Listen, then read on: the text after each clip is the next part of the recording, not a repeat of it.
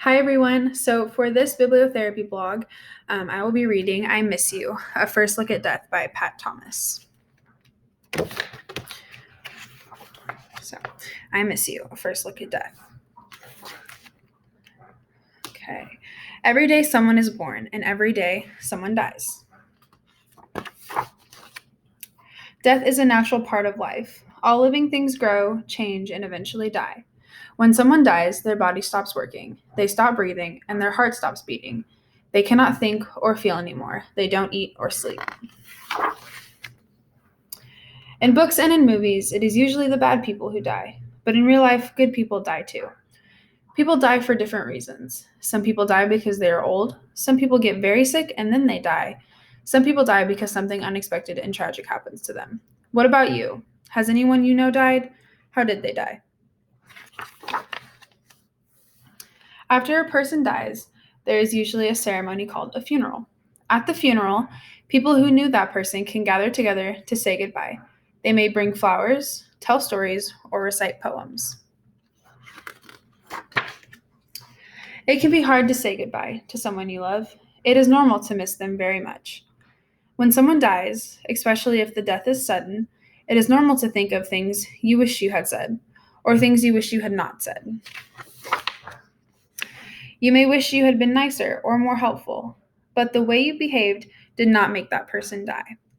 Try to remind yourself that he or she died loving you for who you were, not for the things you did or said.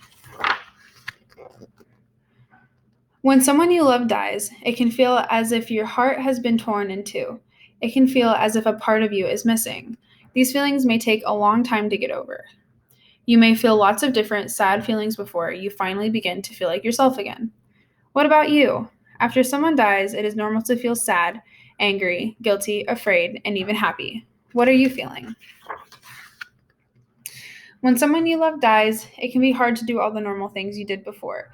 You may not feel like seeing your friends or joining in groups. You may feel very alone. Other people may find it hard to talk to you.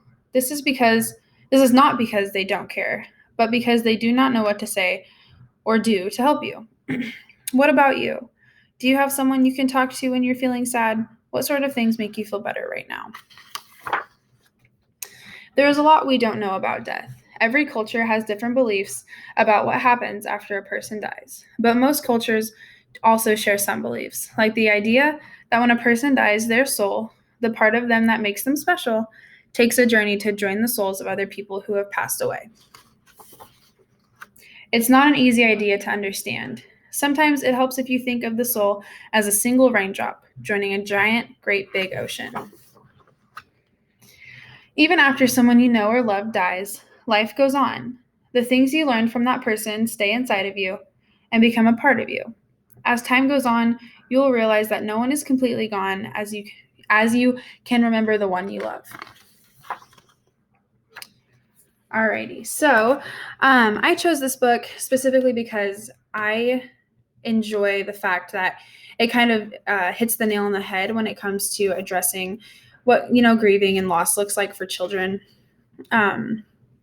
It lets them know that their feelings, what their feelings can kind of be, and how kind of to handle those feelings. And I would use this book in working with children experiencing loss because I feel like before you can even start to explain what death looks like to a child, it's good to kind of give it to them in a format that they can understand, which, picture books, pictures, that kind of stuff. So I feel like there's a lot of good aspects in this book that touch on the way you behaved didn't, cause this person to die. They died loving you, that kind of stuff. And I love the fact that it also touches on cultures, different types of cultures, and how, they celebrate life and they mourn death differently. So that is why I chose this book and how I would use this book in working with children experiencing loss.